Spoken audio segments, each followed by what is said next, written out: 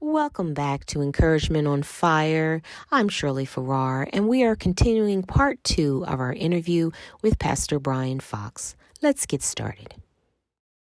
The PSA is just like, give me, some blood, the normal blood test. Right. When I did the biopsy, though, they gave me local anesthesia with a needle, and then they had another thing, and they basically stuck it in. I didn't feel any pain at all, and they snipped the prostate, like different areas, just to say, like, okay, maybe it's not in this area of it, but it could be in another area. Right. So they basically snipped parts of it. Right. And then once they came back the results from that, they gave me the diagnosis. They told me what some of the various treatments were. There's chemo radiation. There's cryogenic, which I think this one guy I know, I think he's doing the cryogenic, where they're kind of freezing the area. Then they have kind of like I guess it's like a radioactive seed that they can implant. In some cases, they want to do, more like a long-term monitoring. We'll just see if it grows and test you periodically. My particular surgeon was pretty much like, look, let's take it, be done with it. One thing that people don't know is if you get the surgery to remove your prostate and then you get cancer again, because maybe they got it, but it already spread elsewhere, you can get chemo and radiation on that area. If you get chemo and radiation, you can't come back and then get the Da Vinci to remove the prostate, because I think they said it kind of renders it like pulp. I guess it's like a blob after that. So that's just one thing to keep in mind. So they did that. I had to do they had to do a test to make sure, I guess you say, my urinary tract was clear for the surgery, and I had to have a catheter for a week afterwards, which that got removed after my first checkup. With the Da Vinci, I just had 5 incisions, one above my navel and kind of like 2 on the sides parallel. The 2, I think they were they were just like cameras going into 4, and then the surgical device, which rotates 360, almost looks like the Dr. Octopus thing. It goes in there and actually cuts and detaches and pulls it out. So years ago, and that's another thing that horrifies people. My aunt called me. She was really upset, even got mad at me, but mad out of concern for me. Okay.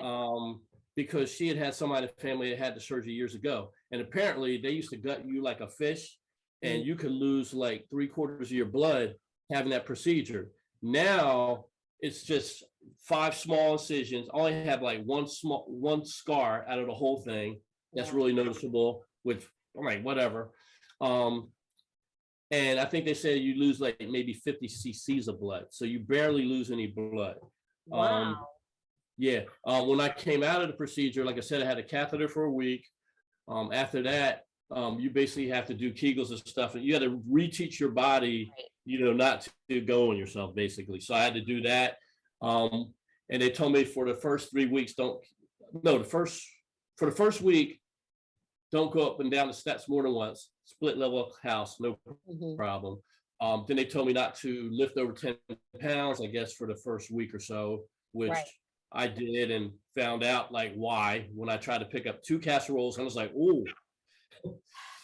So around about the third week, I started, walking and praying about a block or so. Within like a few weeks, I was going on long walks, and I was driving and everything. So life was pretty much back to normal. So this has been 12 years ago, right? Yeah, so it'll be 13, 13 this June. So the procedure that you had was an improvement on what your aunt's relative had, or your previous relative had. And so since 12 years or 13 years, I'm pretty sure it has increased or become even non-evasive. It's better than it was 12 years ago.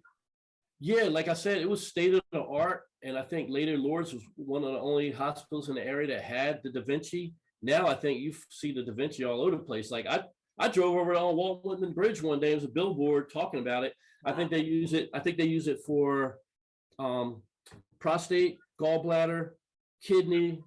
They might do heart surgery. If you ever see one of those surgical devices where it looks like a bed and it looks like these kind of like almost like spider arms over the table, it's probably Da Vinci.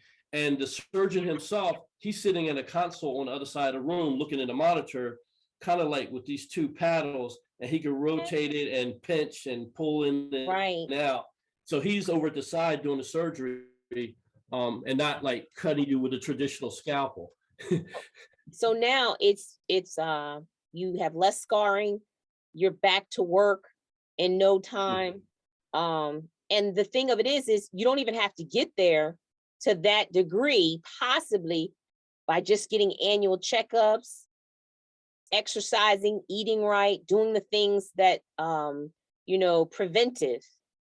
Yeah, I think one of the fallacies is that people think, well, I'm in good shape, my weight's good, I can't have it.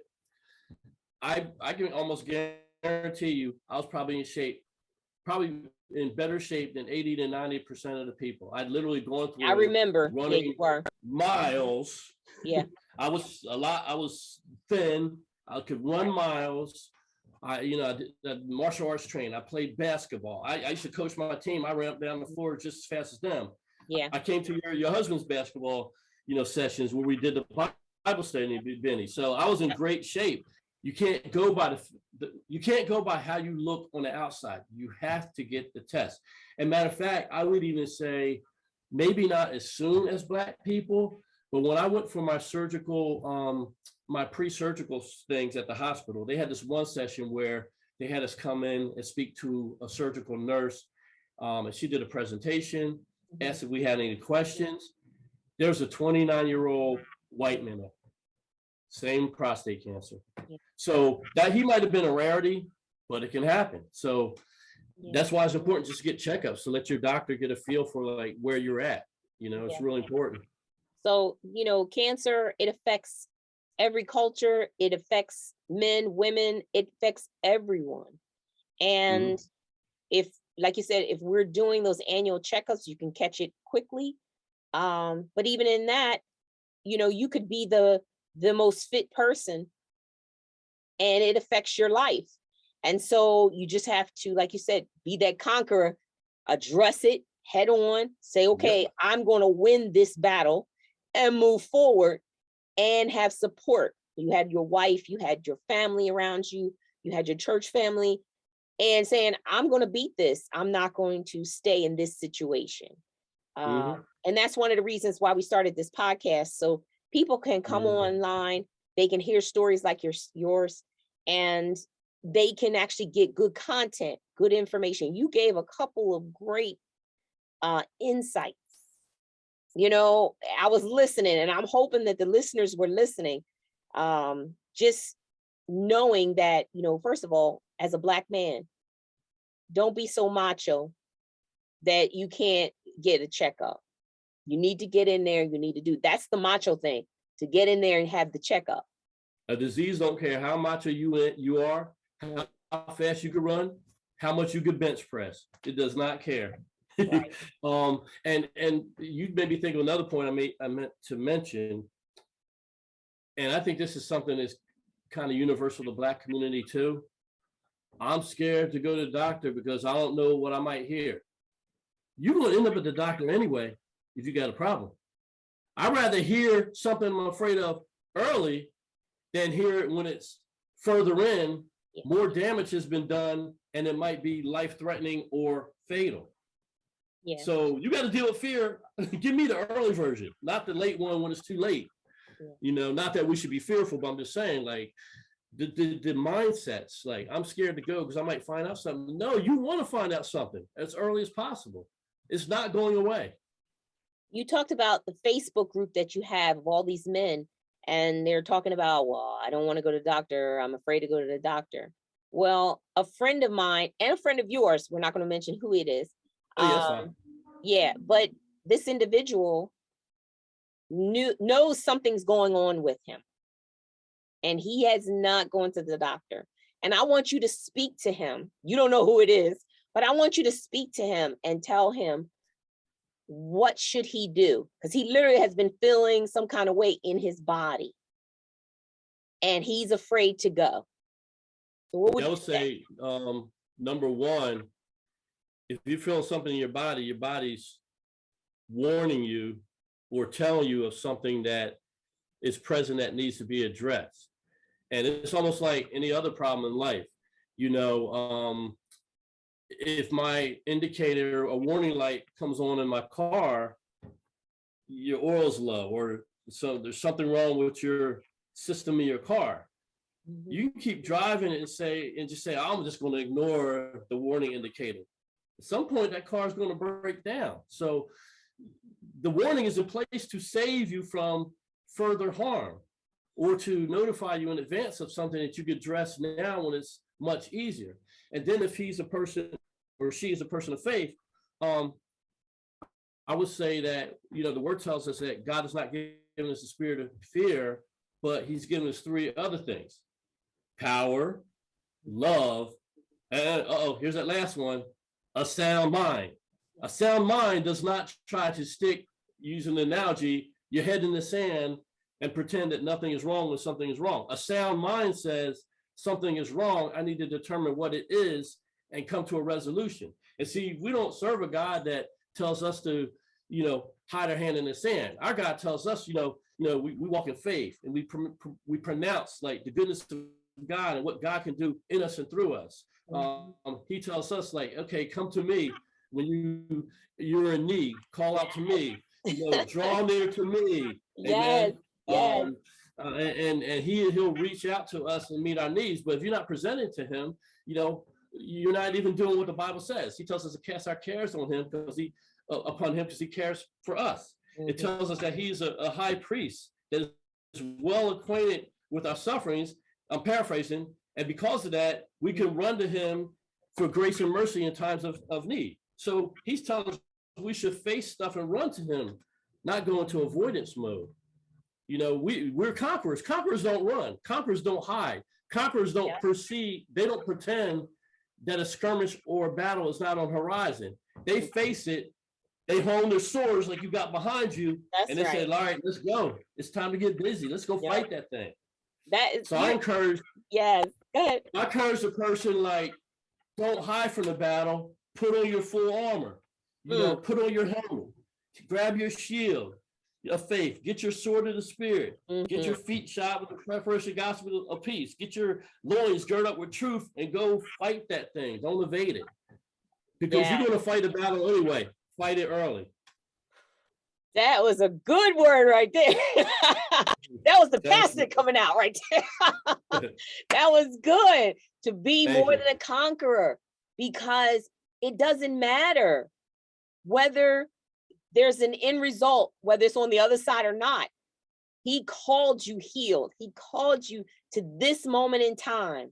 There is nothing that can happen to us that he's not aware of. Yep. And here's the thing, he knows us and our weakness. You had the situation with Jesus, like Jesus asked the man, like, hey, you believe I can heal, your child? Lord, I believe, but help me with my unbelief. All right. And the Lord he said, oh, you're honest. Here's the healing. Yep. God is here for us, mm-hmm. and, available for us. And he wants us to face, challenges. And one of the things I really want to point out, we're not to be so spooky spiritual or so deep and profound that we're not acquainted with human feelings. Yes. Jesus wept. Jesus says he's well acquainted with our suffering. He has feelings. So you're not showing a lack of faith because you hear a negative medical prognosis and you say, oh, I felt fearful for a moment. The day I got my biopsy results, Pam had to work. Mm-hmm. And she said, you want me to take the day off of work so I can go with you to get your results? Like, please. Don't take off work for it. There ain't no thing but a chicken wing. So I drove up in there. And I'm all full of faith. I ain't cancer. I ain't got no cancer. Shoot, cancer. Man, you wasting my time. I sound like Allen Iverson doing that practicing. Cancer. I ain't got no cancer. So I drove up into the doctor's office. Yeah. And I'm sitting there. They pull me back into the waiting room. Doors closed. So I'm sitting there, and the whole time I'm like, yeah, I ain't got no cancer. Let's just get this over with, man. I know the results are negative. Come on, let's go. So I can start my day and go to work. He opens the door. He's smiling with his notebook. First reaction, see, I knew I didn't have no cancer. He walking in smiling. See, and Pam was going to take off of work. That man sat down, that same smile. You have cancer in 3 regions of your prostate. I went from that, I went, ooh, I feel a few beads of sweat on my forehead. Got you. You sent your helpmate back to work. Yeah, so when you could have had a little support that day. Yeah, well, I was like, I don't want to wreck your. She schedules her workload, her work days on a monthly basis. So I was like, right. So you got to go through these conniptions on my behalf when all it's going to be is a negative. Right. So anyway, I had I felt a few, beating of the sweat coming on the forehead, but then the doctor was like, look, we're going to handle this, blah, blah, blah. And that's when he told me about the other physician. Yeah, you were going to handle this. Right. But here's the thing. I had that one moment of, I was expecting that, beads of sweat. And then as soon as I got that initial reaction, by the time I was heading out of his office, I was like, we still got this. We still got this guy. Matter of fact, I didn't rush on the phone or text him. Right. I just like, she called me up on the break. So how'd it go? I said, yeah, I got cancer. I'm good. Right. Well, and throughout the entire process, the two of us prayed in agreement. My mother-in-law, different people we knew, all prayed in agreement, all positive. And matter of fact, some of the people that were negative, I hate to say it, including my one aunt, but she was doing it out of love and concern and fear. Yeah. I was basically saying, I know she loves me, but I got to cut her off for a season because I can't allow anything to come in my ears. So I cut off all the negativity. Once I got through the surgery and everything, then I called her up, say, hey, aunt, blah, blah, blah. Got through the surgery. I'm feeling great. Thank you for your prayers. Because she's a woman of faith. She just, concerned about, she's an older woman concerned about her nephew based upon things she heard. So I called her up and say, hey, I'm good. Thanks for your prayers. I was like you, where I'm a person of faith, where I believe when God says that he heals us. I believe a lot of things that the Bible does tell us. And like you, I had an inner circle of people who had the same belief system as I do. And so I knew that there were others, because you talk to people over a period of time and you kind of know where they are. So what I did was, everyone I knew, and I know they're going to be like, wait a minute, she ain't tell me. It's not that I think that you didn't believe out there, but there were certain people I wasn't too sure on, or they talk negative. Not that they don't believe God, they just talk negative. So what I did was I limited them from knowing. So when I tell you, I went into I went from April to November of chemo. Some people, I didn't tell them to the end of the summer. And I'm just being honest. The reason I didn't tell them, it's not because they didn't believe like me. It's just that I had to make sure, like you, I cannot allow the enemy to get in. I can't allow that negative. You can't carry their weight sometimes. Yeah. I'm sorry, what was that last thing you said? I couldn't allow the negative thinking to get in. Because, for me, he would try to come, the enemy would try to come, negative thoughts would try to come at nighttime. And so even though I may have chuckled when somebody said something negative in the day or whatever, you're revisited with those same thoughts at night. And I could not allow that to come in. So instantly, anyone who knew, I set them straight from the beginning. I'm coming out of this. I need you to speak faith over me, and I need you to get in agreement with the healing. If you can't do that, then limit how much you call me, or limit how much you visit me, or whatever. And like I said, it was a select few that really knew what was going on. Even my job, only the HR knew what was going on with me. People in my department, most of them didn't know until, like I said, closer to that end of the summer, going into almost when I was totally through, because I needed strength to get through. I needed to know, God, all, you know, it's one thing my brother told me. It's right here, Cheryl, because he went through cancer himself. And he told me, he said, it's like Joyce Meyer said, battle of the mind. If you are defeated here, you will die. That's exactly what he told me. He said, if once you're defeated here, it's over. So he said, you can keep going as long as this doesn't fail you. Yep. He said, literally, your body cannot move, but as long as your mind says, I've won this battle, I'm coming out of this. He said, you will win. Yep. Notice the weapons of warfare. It's not by coincidence. The first weapon we get in our spiritual armor is the helmet of salvation. Yes. Protect them brains. Yes. That's the first weapon, the helmet. Because the Lord's like, I got to protect them cuckoo for Cocoa Puffs people. All the stuff's trying to plague their mind on every side. Yes. First of all, you got spiritual, you got principalities, powers that be, wickedness in high places. Yep. You got influences from the world system. You got your own stuff. You got your friends and family, strangers, all that stuff bombarding you up here. That's right. Why he has to give us the helmet of salvation first to block off all that stuff that's hitting you. And here's the thing, like you said, it's not like you're trying to say, you're not in my inner circle. You're not close enough. Oh, you didn't care about me. You know, sometimes you can't tell everybody, because if you're going to be so upset that it pulls you down, like for those of us who are in a place of usually being the ones that build up, that strengthen, that encourage and motivate. Yeah. I can't be pulling you up while I'm fighting the biggest battle of my life. I need those who can like get up underneath and undergird me. I can't, sorry, I love you, but I can't be lifting you up right now as you cry. You call me up, cry, you're going to be all right. I went on sabbatical. There were so many, because, you know, I pastor with, you know, Pastor Darrell, and I went on sabbatical. They didn't see me on camera any longer. Like everybody's like, where's Pastor Shirley? Pastor Darrell would like evade the conversation and continue. He just said she's going through some things right now. So, you know, she won't be on video. That's all he said.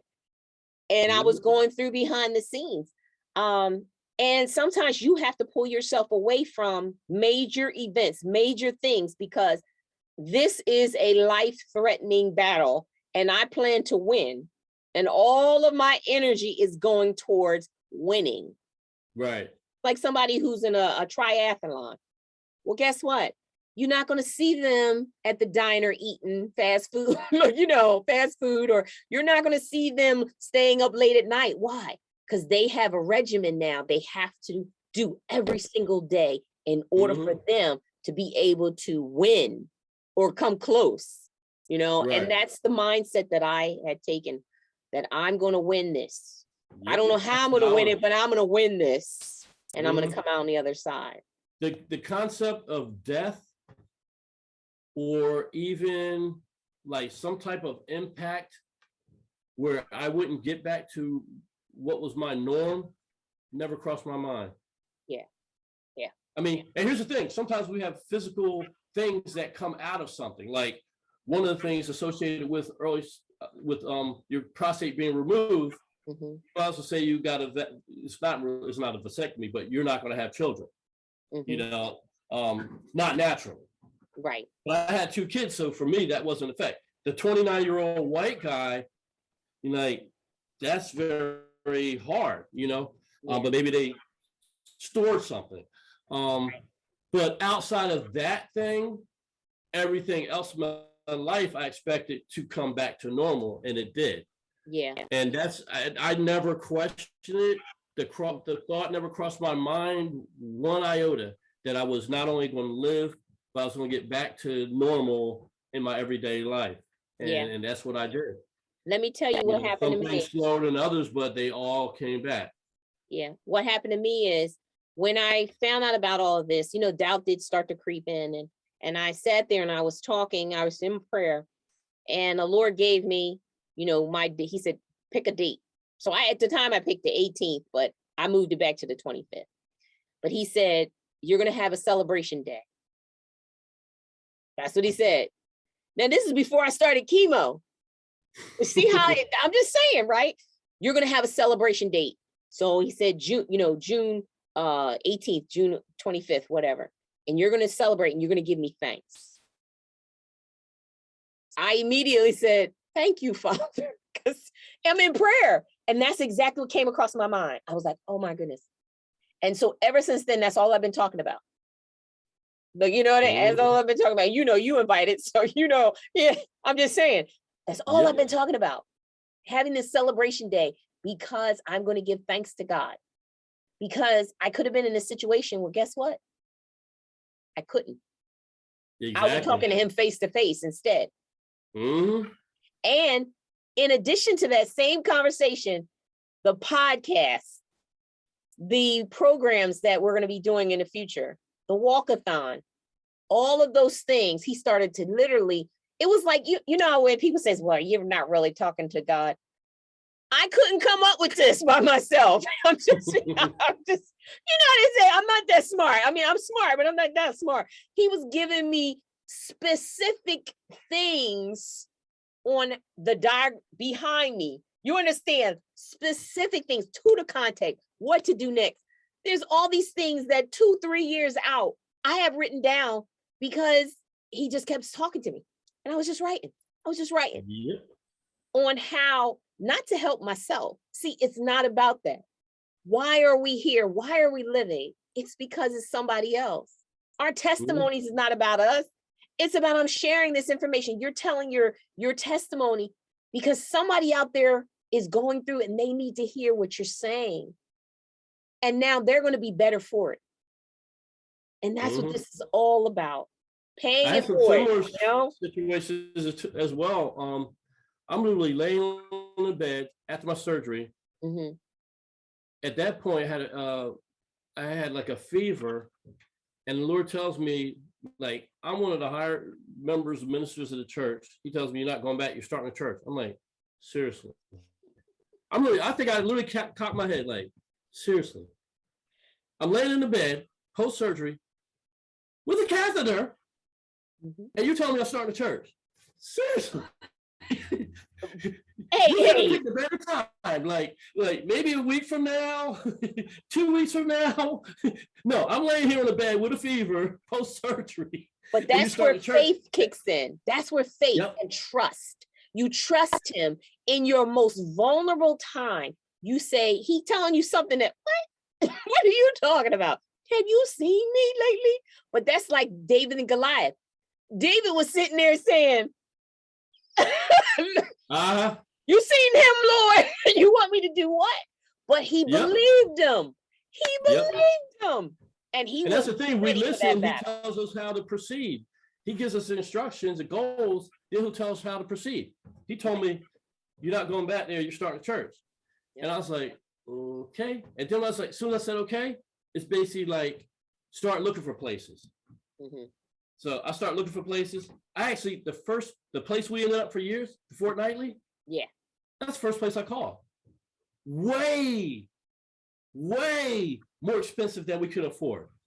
Because I was talking about coming out of pocket. Wow. So I was like, well, that was a nice place. I thought it would have been great, but way too expensive. So searched all these other places. It didn't seem like anything was mapping out. All of a sudden, he woke me up one night. He said, call them up. It was 3:00 in the morning. He said, call the fort. He probably checking my determination.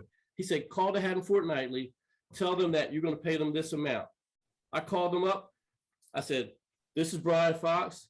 I said, the Lord, told me to call you and said, this is what, I'll pay you per week, to use your building on Sundays. Right. They called me up and said, well, the Lord told you. We were there for probably over 4 years? Yes. They never changed the rate for what the Lord told me. That's powerful right there, that they never changed the rate. That's significant, because on many of us, they was just going up and up and up and on the rate. However, I have to still testify on God's behalf that he always paid the bill every month. Yep. So see, no matter what your situation, he always has your back. God always has your back. If you trust him, he won't let you down. He won't let you down. So, yeah. Well, Brian Fox, Minister Brian Fox, Pastor Brian Fox. I'm just Brian to you. Yeah, I know, because we've been friends for so long, but that's who you are in the community, and that's who people respect you as. They honor you that way. We knew who you was long before you became pastor. We was like, yeah, he's gonna be teaching all of this to everybody else. So we knew who you were back then. Your hubby gave me like a minor rebuke when the Lord first started dealing with me. And I'm minding my business. He walks up one day. Now you know how Daryl is. He walks up one day. He said, "You know what you ought to be doing," and then he walks away. Oh, he'll do that to people. He's one of those men of God that, people always, in our line of work, sometimes people, if they see that you have a certain gift, they get a little jealous, or they, and that's in anything, they get a little jealous, or even, oh my goodness, my husband he be trying to push you out there. You know you're supposed to be pastor. God called you to that. He wants you to get out there and do it because he don't want you to get in trouble. He wants you to, if that's your purpose in life, move forward. That's the one thing I can say about my man and God, my husband. He be like, get out there. And he knew, man, that he needs to be teaching. He needs to put that stuff in a book. He used to tell me that all the time. He needs to put that stuff in a book. So we are so glad that you move forward in what God has for you. You too. Yeah, absolutely. Oh my goodness. Well, we're going to end our interview today. And I want to say thank you so much for being here today and giving the content that you did. It's going to make things a little easier in people's process as they're moving forward. And those that haven't considered are men who haven't considered getting annual checkups. I think the words that you spoke to them is going to ring loud. So I appreciate you being vulnerable enough in the masculinity, you know what I'm saying? Being vulnerable enough to tell them a man goes and checks himself out so he can be there for his family. So I appreciate you saying that so much. So thanks everyone for tuning in to Encouragement on Fire today. And we will talk to you soon. Bye-bye. God bless you. Thank you for joining us every Sunday on YouTube at 8 p.m. I'm Shirley Farrar, and this is Encouragement on Fire.